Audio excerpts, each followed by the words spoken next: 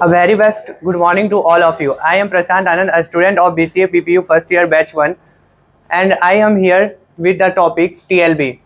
Basically, TLB stands for Translation Look Aside Buffer, and it is a hardware.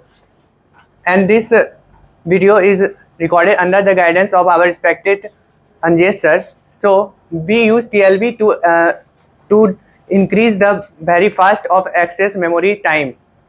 So basically, when TLB used in our system, it increases the access time. When we need any pages or any frame from of any process to our CPU, it gives more frequently and more rapidly to the CPU to increase the time of processing.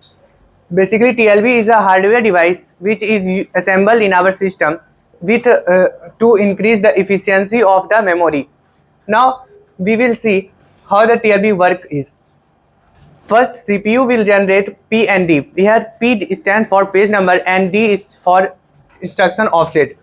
P for the page number in which CPU has to need, and D is frame number where the instruction offset from the page where which instruction is used for the execution.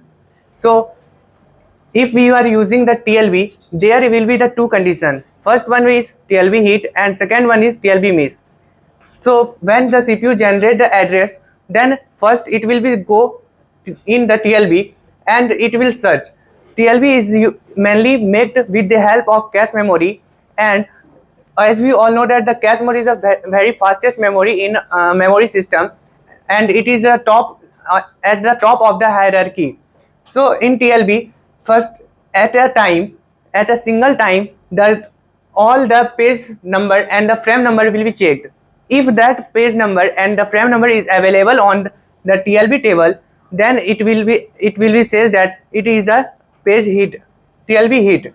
And if the from here the TLB hit, then directly TLB moves to the frame number, and from here frame and the page will be directly sent to the CPU for the further execution.